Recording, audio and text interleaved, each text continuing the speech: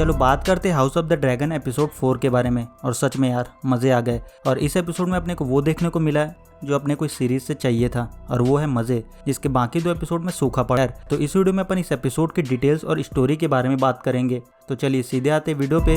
So let start, stay with me and let me explain.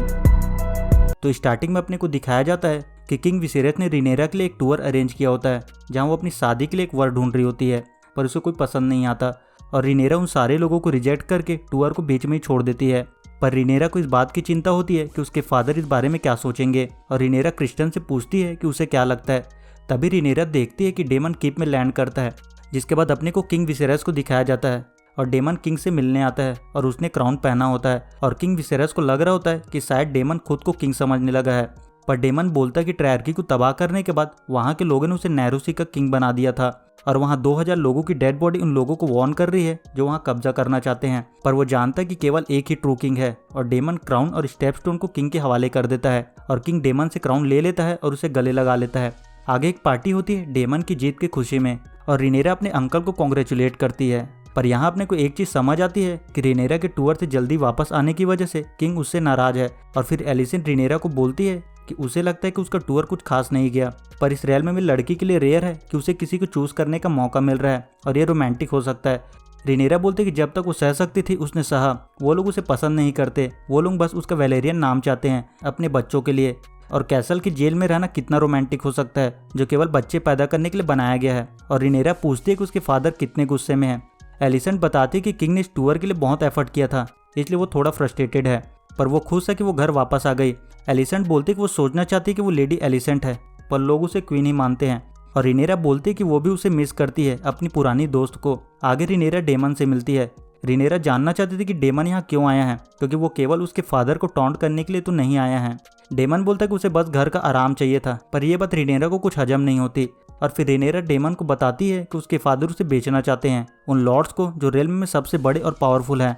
Daemon बोलते हैं कि marriage बस एक पॉलिटिकल अरेंजमेंट है, एक बार आप शादी कर लेते हैं तो आप जो चाहे कर सकते हैं। पर रिनेरा को लगता है कि शादी एक मैन के लिए अरेंजमेंट हो सकता है, पर एक वुमेन के लिए एक डेथ सेंटेंस है। रिनेरा को ऐसा लगता है क्योंकि रिनेरा ने अपनी मदर को देखा है अपने मरते दम तक बच्चे को पैदा करते हुए, जिसकी वजह से उनकी जान चली गई।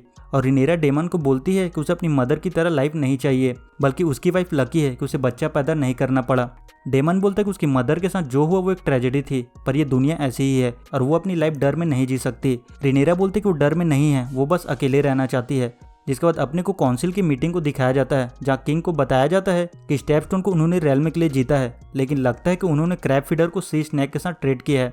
सी स्नैक एक ओवर प्राउड मैन है, और क्योंकि उन्होंने लेडी लेना की जगह एलिसेंट को चुना, उनका प्राइड इंजर्ड हुआ, और जब तक वो लोग इसे ठीक नहीं कर देते ये सब ठीक नहीं होगा। और लॉर्ड ओटो बोलता है कि उसके भाई ने उसे बताया है कि लॉर्ड कॉलिस अपनी बेटी की शादी फ्री सिटीज के ब्रावोस के सी लॉर्ड के बेटे से करना चाहता है, और अगर हाउस वेलेरियस अलायंस में इंटर हो जाता है फ्री सिटीज के साथ तो उन्हें खुद के मैरिज पैक में समझौता करना होगा। खैर, तो आगे एक लेडी एलिसेंट को आकर बताती है कि किंग उसे याद कर रहे हैं, वो भी आधी रात को। जिसके बाद अपने को एलिसेंट और किंग को दिखाते हैं, और एलिसेंट को देखकर साफ लग रहा होता है कि वो खुश नहीं है, और वो ये सब मजबूरी में कर रही है, बोले तो अपने फादर के कहने पर। तो रिनेरा अपने रूम में पहुंचती है, तभी उसे कुछ कपड़े और एक नोट मिलता है जिसमें एक सीक्रेट डोर बना होता है, और उसे डेमन ने भेजा था।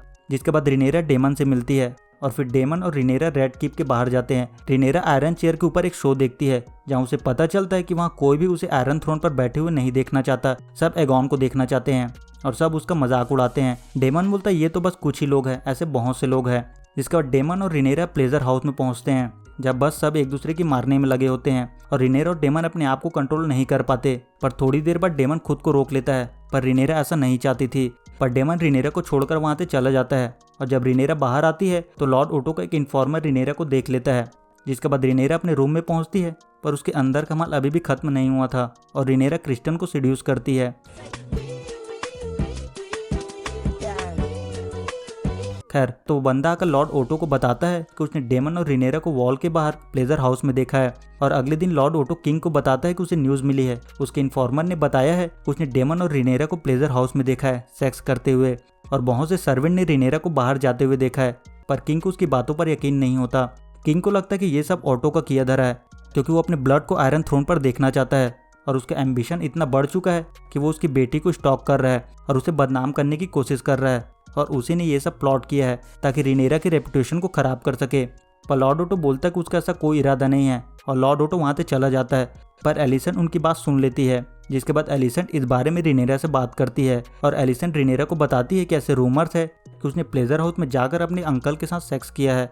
उसे अच्छे से नहीं पता, पर यह बात उसके फादर ने किंग को बताई है और उसने सुना है और उसने खुद को ऐसी पोजीशन में डाल दिया है जिससे उसकी वर्च्यू पर क्वेश्चन किया जाएगा। किंग उसके लिए एक मैच देख रहे हैं और अगर लॉर्ड को लगेगा कि उसका कैरेक्टर ठीक नहीं है तो सब खराब हो जाएगा।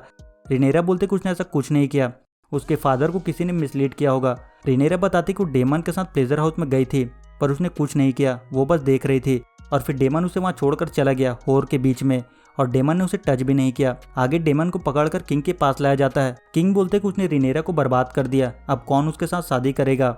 डेमन बोलता है कि रिनेरा एक वुमेन है, तो अच्छा है कि उसका पहला एक्सपीरियंस उसके साथ हुआ और कौन क्या सोचता है इससे क्या फर्क पड़ता है, वो किंग है और उनका बोला गया ही सच है।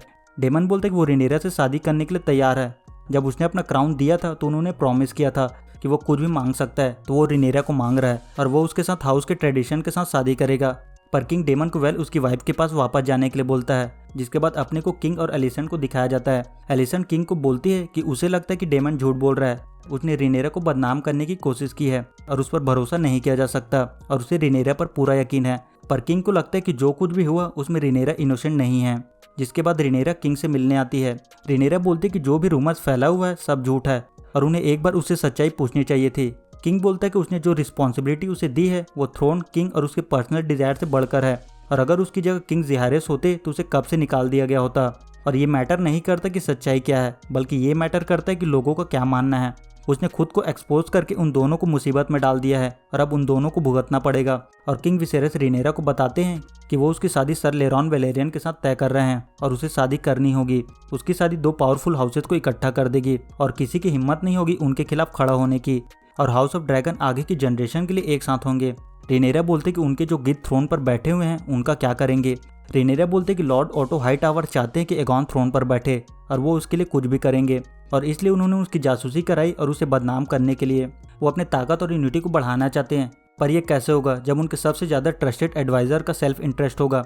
रिनेरा बोलते कि वारिस के तौर पर वो अपना काम करेगी और लेनार से शादी करेगी, पर उन्हें भी अपना किंग होने का फर्ज निभाना होगा। जिसके बाद किंग लॉर्ड ओटो को बुलाता है। किंग बोलता है कि उसने उसे बताया कि किंग कैसे बनना है, पर अब वो उस पर ट्रस्ट नहीं कर सकता।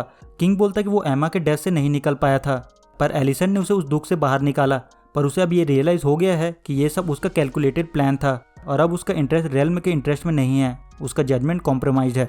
किंग बोलता है कि उसने जो किया रेल्म के लिए उसका कर्ज वो नहीं चुका सकता, पर अब उसके जजमेंट पर भरोसा नहीं किया जा सकता। और किंग लॉर्ड ओटोस को एडवाइजर से हटा देता है और फिर अपने को रिनेरा को दिखाते हैं और ग्रैंड मास्टर रिनेरा के लिए एक टी लेकर आते हैं। मिस्टर बताते हैं कि इसे किंग ने उसके लिए भेजा है और अगर इसे ठीक से नहीं बनाया गया तो ये काम नहीं करेगा और ये उन्हें ऐसी चीज़ों से छुटकारा दिलाएगा जो वो नहीं चाहती। और एपिसोड 4 यहाँ से खत्म हो जाता है। सो आई होप वीडियो आपको पसंद आया होगा। तो अगर वीडियो में कुछ भी अच्छा लगे तो वीडियो को लाइक कर देना और चैनल को सब्सक्राइब कर देना। तो इसी के साथ इस वीडियो को यहीं रैप अप करते हैं।